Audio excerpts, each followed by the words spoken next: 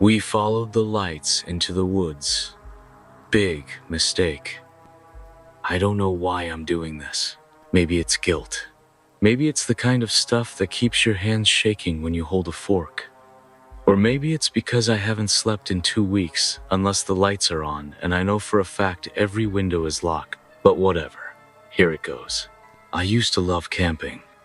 I still want to love it. But every time I so much as hear a zipper, I think of that night.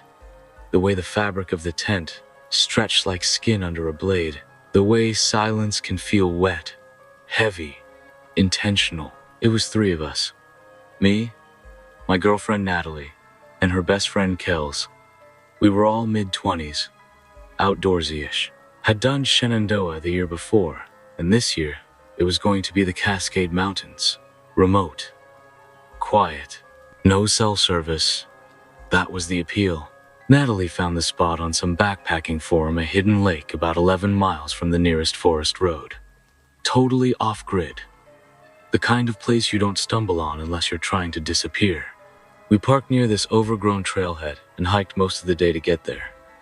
I was dragging by the time we made it to the lake, legs rubbery. Shoulders rubbed raw from my pack. But damn, it was beautiful. Deep green water. Untouched shoreline. Like something off a hiking magazine cover. We set up camp near a ridge, facing the water. You could hear it lapping if the wind was quiet enough.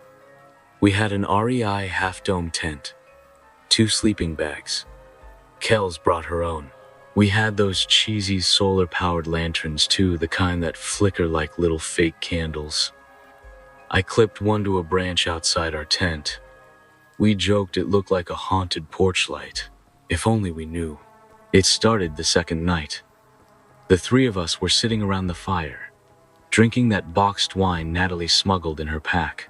Kels was telling this long, stupid story about a ranger she matched with on Hinge who owned a taxidermy iguana. She was laughing so hard she choked on her marshmallow. Then I noticed it. A light. Tiny. White. Flickering. Just at the edge of the woods behind her. Not a headlamp too low to the ground. Not a phone screen either.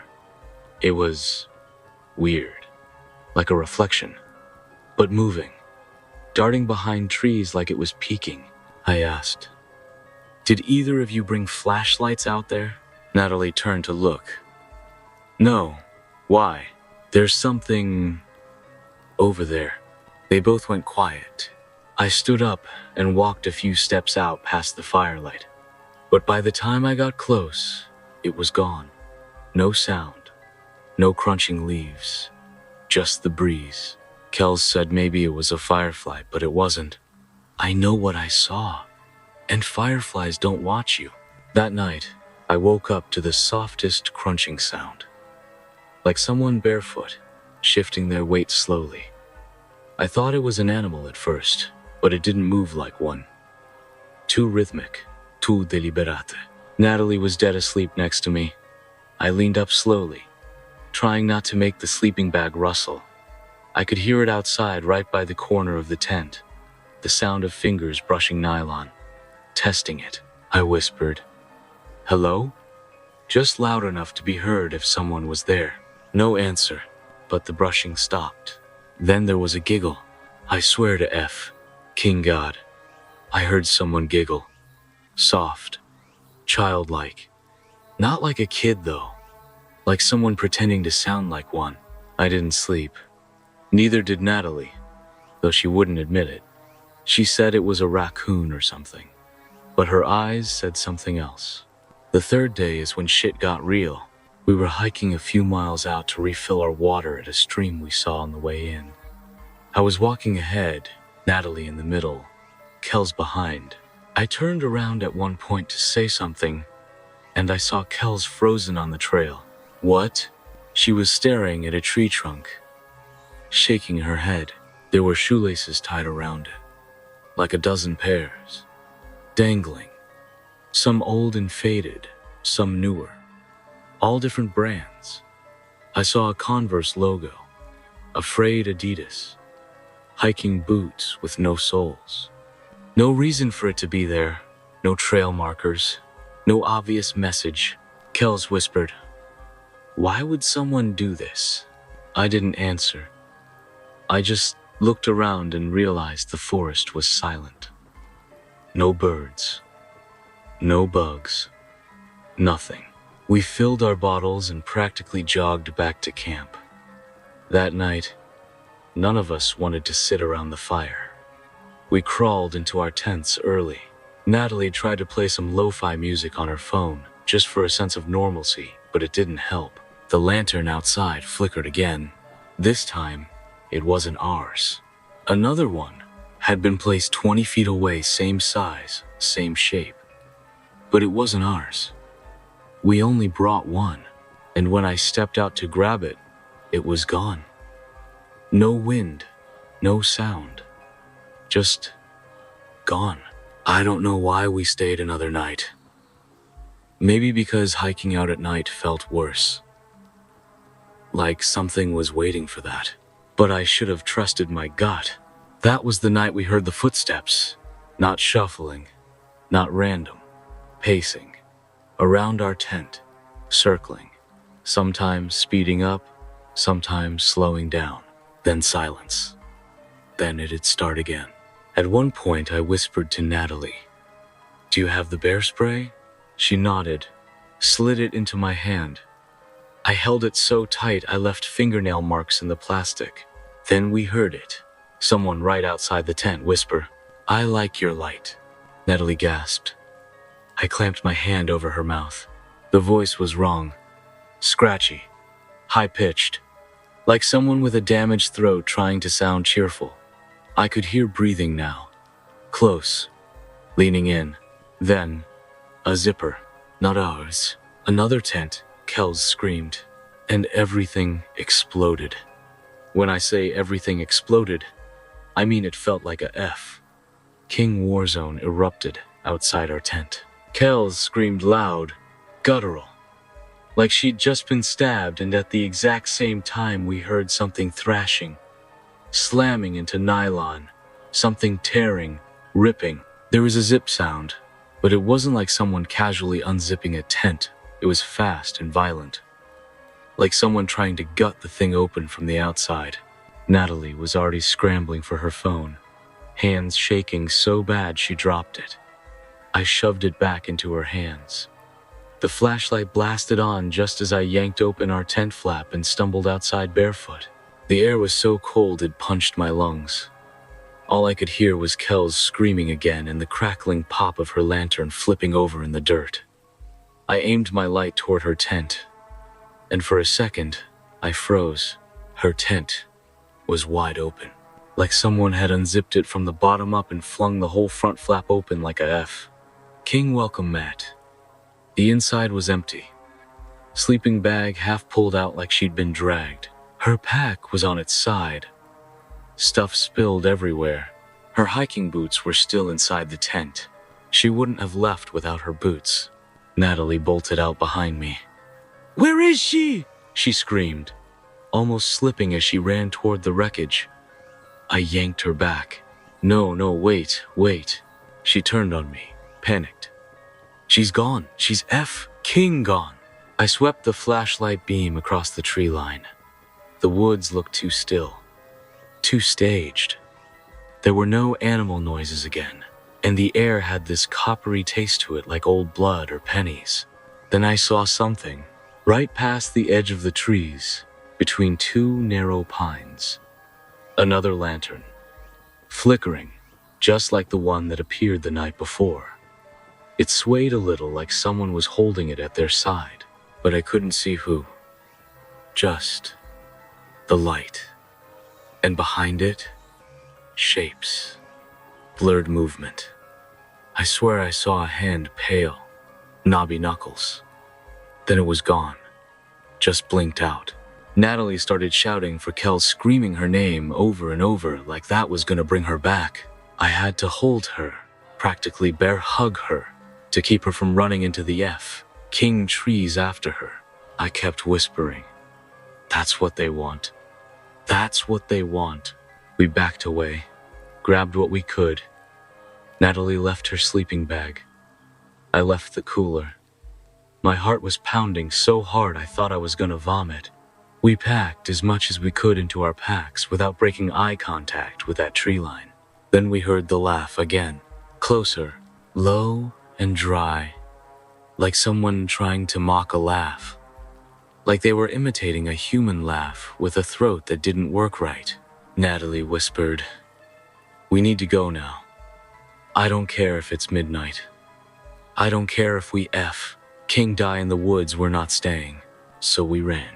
You ever try to hike in pitch black woods with no trail, no moonlight, and no idea if someone's following you? We had the flashlight and Natalie's phone light, but every step felt like walking into a trap. We didn't talk. Couldn't. Our breathing was too loud. I kept looking behind us. Every time I did, I imagined I'd see a figure just barely stepping behind a tree. But he didn't. Not yet. We hiked in silence for maybe 30 minutes. Branches slapping our arms, shoes slipping on loose rocks. And the whole time I kept thinking, where the FK is Kells? What if she tripped? What if she's hurt? What if she's... We passed the shoelace tree again. I stopped, because now there were more pairs. A lot more. Tied messily. Newer. One of them looked like Kells's boots. Natalie gasped. She dropped the water bottle she was carrying. I think they're watching us," she whispered. I didn't answer.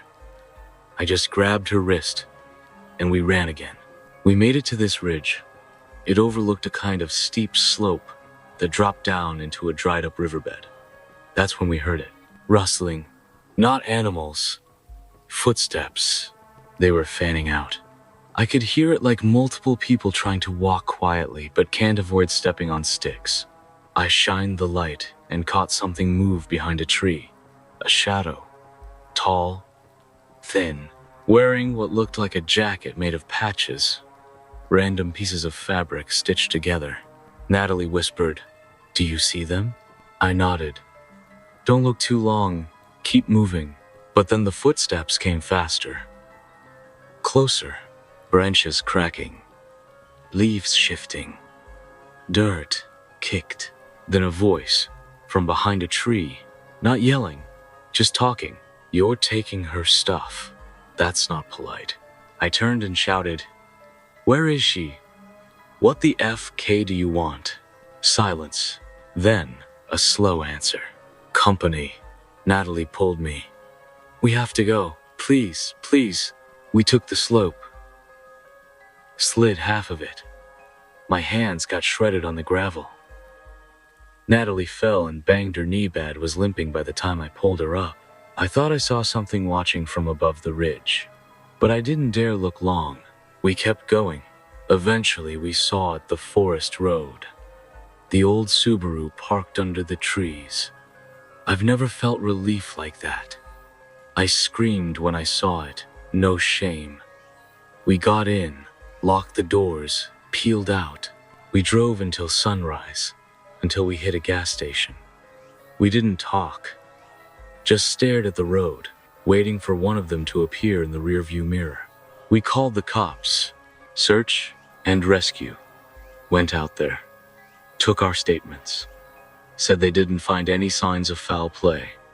Just an abandoned tent, some gear, and no sign of Kells. Not her boots. Not her pack. Not even a footprint. They asked if she'd had mental health issues. Asked if she'd ever talked about running away. K them for that. They didn't find the shoelace tree. Didn't find the lanterns. Told us it was probably kids. But I know what we saw. What we heard. Those voices. That laugh. That whisper. I like your light. And here's the part that case with me the most. 2 days ago, Natalie woke up to something on our front porch. Folded neatly. Placed with care.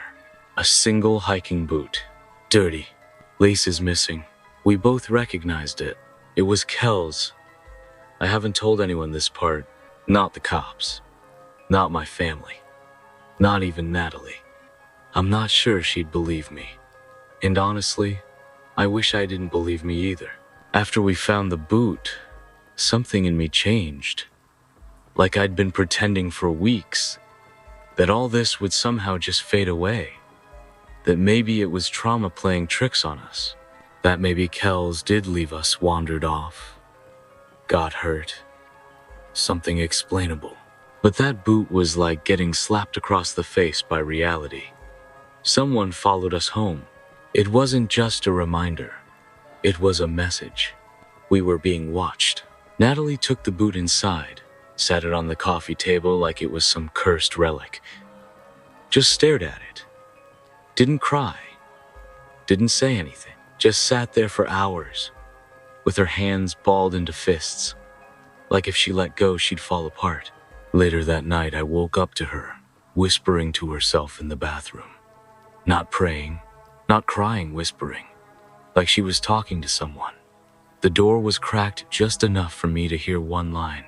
"You already took her. You don't need us." I didn't ask. I didn't want to know who she thought she was talking to. 3 days after the boot showed up, I started seeing the lights again. Not in the woods, around our house. First was outside the bedroom window, a flicker, like someone walking past with a candle. Then another in the backyard. I'd rush outside every time, yelling, searching, but nothing. Just the wind and our motion light blinking on and off, like it was being toyed with. And then the footprints started. Small ones, bare feet, on the back patio, on the King roof. I shit you not, muddy prints on the roof tiles. Who the hell walks barefoot on someone's roof in the middle of the night? I stopped sleeping. Kept a knife under my pillow. Started leaving the porch lights on all night. The TV running, just to drown out the silence. But the lights didn't stop. If anything, they started getting closer. One night I came outside and found one of our own lanterns, the one from the trip placed on our porch, flickering softly. Inside it, another shoelace, tied in a little noose. Natalie Holtverse. She stopped going to work, quit answering texts. She'd just sit at the window all day, staring out like she was waiting for something. Sometimes I'd catch her standing in the backyard, barefoot, not moving, just facing the trees behind our house like she was in a trance. One morning I asked her what she was doing and she said, "Listening." I asked, "To what?" She turned to me, smiled, but her eyes were completely empty. They said, "Kells misses us." I didn't know what to say to that. I still don't. Eventually, I convinced Natalie to stay at her sister's for a while. Said we needed a break. Truth is, I was terrified. Not just of what was outside, but of her. The things she said, the way she would sometimes talk like she was remembering something that never happened, and the way she'd laugh, that dry, scratchy laugh, the one we heard in the woods. I tried to get back to normal. Went back to work. Stopped checking the windows every hour. Even took the boot and buried it behind the shed, like I could just erase it. It didn't help. That same night, around 3 a.m., I heard a knock at the door. 3 soft knocks. Waited, then 3 more. I sat on the floor with a knife, staring at the door from behind the couch. I didn't move, didn't even breathe. Then I heard a voice, a man's voice. Soft, calm, like someone doing customer service. "You took her light. That's not fair." Another knock. This time on the back door. "You left her alone." Then I heard what sounded like nails dragging down the siding of the house. Long, slow strokes. I swear I could hear giggling again. Multiple voices this time. Some low, some high, but all wrong. I stayed frozen until the sun came up.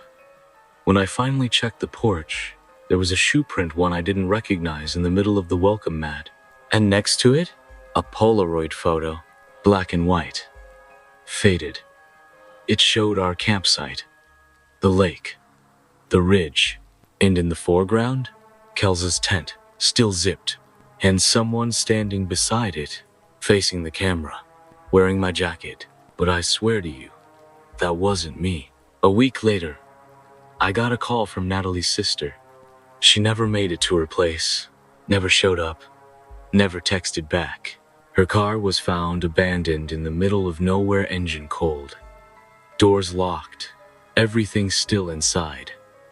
Even her purse, even her phone. Only thing missing, her hiking boots. The cops are treating it like a possible suicide, or a nervous breakdown. They said she was clearly dealing with PTSD and might have gone into the woods to find closure, but I know better. She didn't go looking for closure. She answered something that was already calling. A few nights ago, I woke up to the sound of my front door creaking open. I live alone now.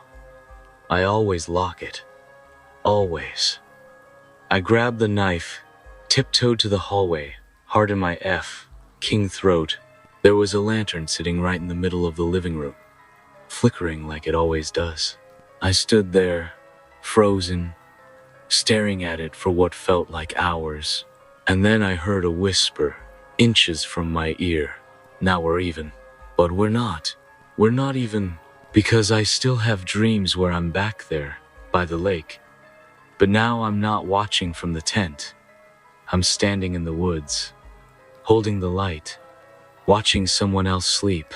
And sometimes they wake up and scream, and I laugh. I don't remember walking outside. I remember waking up in bed, drenched in sweat. The sheets tangled around me like I'd been fighting something in my sleep. I remember the taste of metal in my mouth. And I remember the light, that same lantern glow. Outside, barely visible through the slats in the blinds. But I didn't wake up until I was already standing barefoot on the lawn. My hands were shaking. My mouth was dry.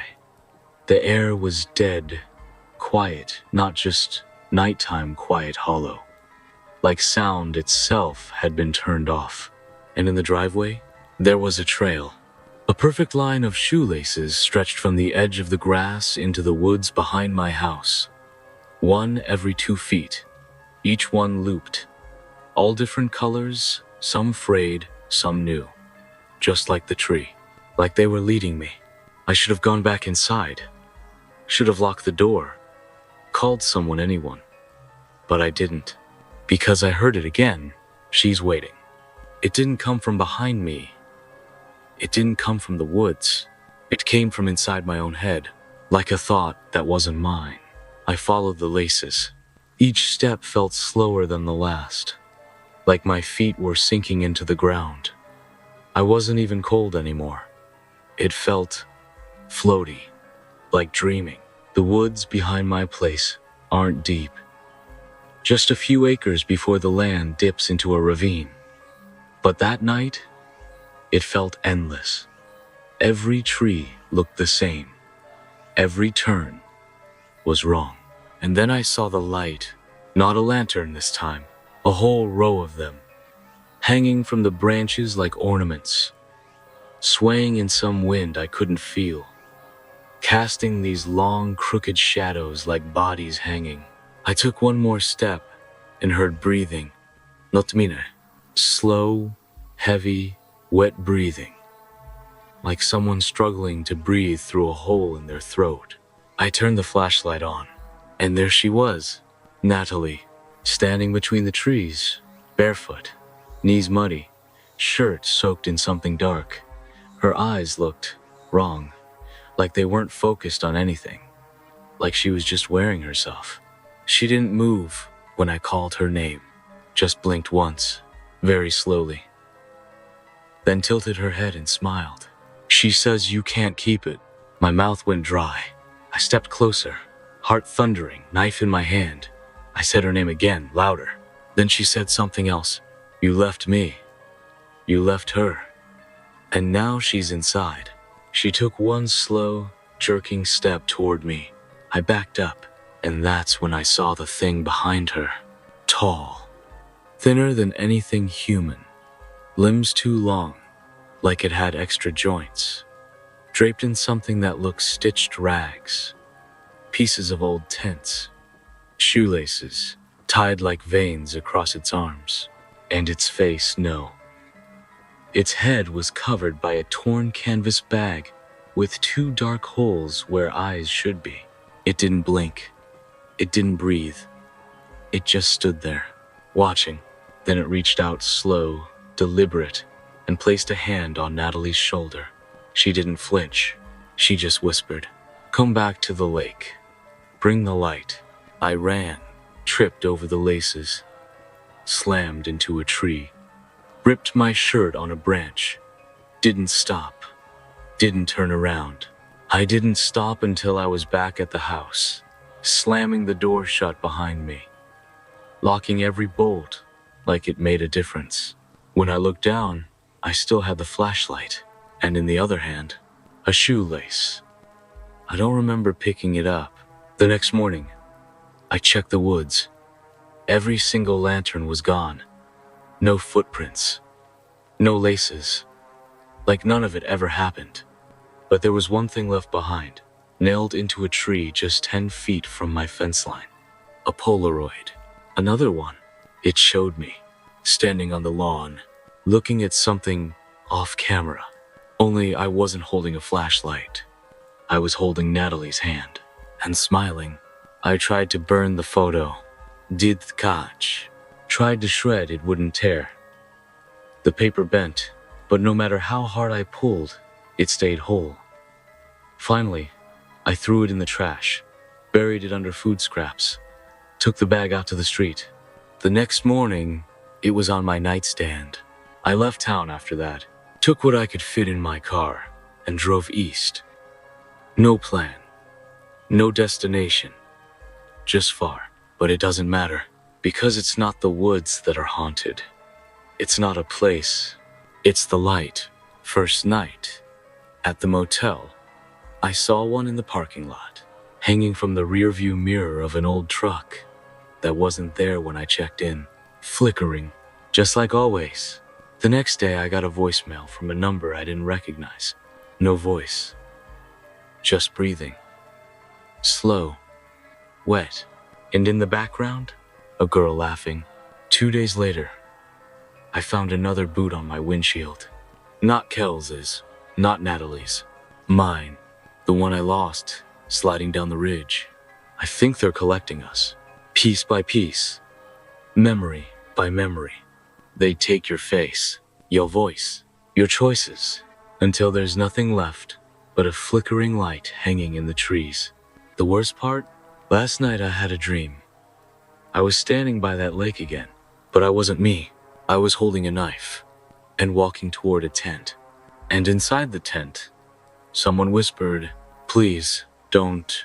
And I laughed. That dry, broken laugh. Like a copy of a person. I started hearing clicks, not like a camera, not like snapping branches. This was sharper, quieter, too perfect, like someone flicking their tongue against the roof of their mouth. Click, click, click, always in sets of 3. I first heard it in the motel bathroom. Middle of the night, 3:17-M exactly. I remember because I looked at the microwave clock when I jolted awake. It was pitch black, but I could hear something just beyond the door. Click, click, click. Then a pause, and a scrape like a nail being dragged along tile. I didn't open the door. I waited until the sun came up. When I finally pushed it open, hands shaking, heart pounding, the lights flickered once and then came on. Nothing was there. But the mirror? The mirror was fogged over. I hadn't used the shower. Nothing should have fogged. And in the center of the mirror, written in one long, perfect, unbroken line, "Bring the light." I didn't pack my things. I ran. I hit 5 states in 4 days. I stopped talking to people, burned the clothes I wore in the woods, changed phones, deleted social media. I kept moving, thinking maybe if I got far enough, if I erased enough of myself, they'd forget. But they don't forget. That's the thing nobody tells you about being watched. It doesn't matter how far you run, if the thing you're running from is already inside you. I rented a cheap Airbnb cabin in northern Montana, surrounded by pine trees, no neighbors for miles. Bare bones, one bedroom, no TV, no Wi-Fi, just 4 walls and a roof. It felt safe. For a minute, then I found the shoelace nailed to the bathroom door. A single, tan lace. Standard, not new. Tied into a loop. Perfect. Tight. Surgical. That was the first night I saw her again. It was just past 2 a.m. I'd been hearing clicks for hours. Not loud, just constant. Like someone trying to get my attention in the back of the room. I opened the front door to check. Nothing. Then I turned around, and she was standing in the hallway. Natalie. Her eyes were gone. 2 gaping holes, as if someone had scooped them clean out. Blood streaked her face like black tears. Her mouth didn't move, but her voice echoed in the cabin like she was speaking through the walls. We carried your name through the trees. I backed up, hit the kitchen counter. Please, I whispered. You're not real. She stepped forward, but not walking. Gliding, like her feet weren't touching the floor. She raised her hand slowly, and in it she was holding a photo. She placed it on the table, then she was gone, just like that. No flicker, no puff of smoke, just gone. I didn't want to look at the photo, but I couldn't not. I picked it up, hand trembling. It was another Polaroid. This time, it showed me, in the driver's seat of my car, mouth wide open in a scream. Something blurry in the back seat. Only this photo was dated tomorrow. I packed my bag. Again. Didn't care where I was going. Just away. But when I opened the front door, I froze. The woods were lit up. Hundreds of lanterns hanging from branches, hovering mid-air, lining a path into the trees like runway lights. And at the start of that path, standing perfectly still, Kells, in her red flannel, her boots, her jeans, the exact outfit she wore the night she disappeared. Only her face looked wrong, like it had been rebuilt from memory. Too smooth, too symmetrical, like someone tried to draw a person and almost got it right. She raised one hand and pointed down the path of lights. Her mouth opened. You're already there. You just haven't caught up yet. I turned and ran out the back. Tripped. Otta dirt. Didn't care. I sprinted into the dark. Away from the lights. Away from the cabin. Until my lungs burned and my legs went numb. Eventually I collapsed against a tree and looked back. The lights were closer now. They were moving. Floating slowly toward me. Dozens of them. No footsteps. No sound. Then I saw the figures. Silhouettes between the lights. Thin. Crooked. All facing me. And one by one, they started clicking. Click. Click. Click. Then silence. And they all spoke at once. You don't get to leave the woods. That was 6 nights ago. I've been hiding in a hunting shack I broke into. No cell service, no food left. I haven't slept more than 10 minutes at a time. I keep the fire going just so I can see the shadows move. They're out there, watching.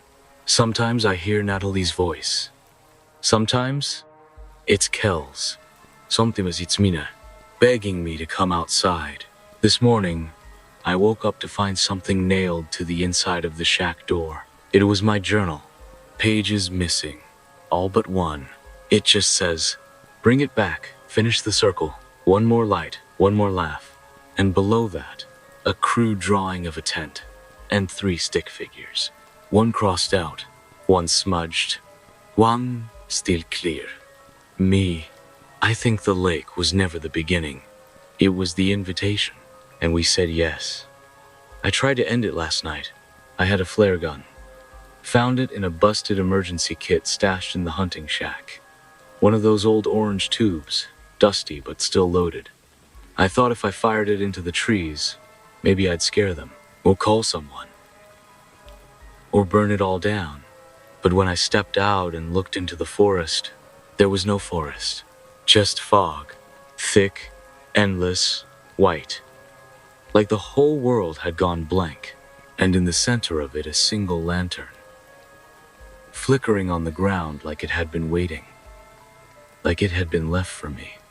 I stepped closer and saw the flare gun had gone dark in my hand. Cold, useless, like it had never worked at all. The fog shifted. The air changed. The weight of it was unbearable, like I was underwater, and the pressure was crushing my ribs from every angle. Then I saw the tent. My tent, from the Cascade trip, set up perfectly, just like before. Even the little solar lantern was clipped to the front, glowing that dull, haunted yellow. Inside, I could see movement, 2 people. Shadows, pacing. I didn't want to go closer, but my legs didn't ask me. They just moved. I knelt by the entrance, reached for the zipper, and paused. Inside, someone whispered my name. Not like a friend, not like someone who missed me, like someone who'd kept me, who'd practiced my name over and over. I unzipped the flap, and everything stopped. Inside the tent was me, and Kells, and Natalie, laughing, talking about wine, about dumb hiking stories, about shoelaces, and taxidermy, and fireflies. I watched myself smiling, passing marshmallows, waving at the trees. Then I looked closer and realized I wasn't blinking. None of them were. They were just replaying, like puppets on a loop, like the last night had been etched into the fibers of that tent and set to run until the end of time. Then the voices stopped. All 3 of them turned to face me. Me, Natalie, Kells, same eyes, same empty stare. Their mouths opened in perfect sync, and they said, "You finally caught up." Then the walls of the tent collapsed. I woke up by the lake, the real one, I think. It was morning, fog curling off the water. The air was cold, the ground wet. I was barefoot, half naked, covered in pine needles and dirt and blood I couldn't trace. The trees were quiet. No lanterns, no shadows, no one. I stood up, dizzy, looked around. There was a tent behind me. My tent, torn to shreds, boots scattered, packs half open, a trail of bare footprints leading toward the ridge. But I was alone, so I walked all day. I walked. Eventually I found the old forest road, a ranger station. Help. A different world. They didn't believe a word of it. They found the camp. Yeah, they found slashed tents, torn gear, no sign of animals, no prints, no human DNA other than mine. They're calling it a psychotic episode. They think I killed Kells, that I dumped Natalie's car and lost my mind in the woods. They've sent therapists, detectives, a priest. No one believes me, but they don't need to, because I know the truth now. They don't want to kill you. They want to keep you, make you part of the story. A loop, a flickering scene that repeats over and over until no one remembers who the original was. Just echoes, copies, ghosts made of dirt and breath and memory. The lake isn't a place, it's a mouth, and it's always hungry. I'm writing this from a hospital room, not locked in, not yet. But they're watching me. They think I'm getting better. I let them think that, but I haven't been sleeping. Because every time I close my eyes, I hear the clicking, and when I open them, the lights are a little closer. This morning, a nurse brought me a package. No return address. Inside was a lantern.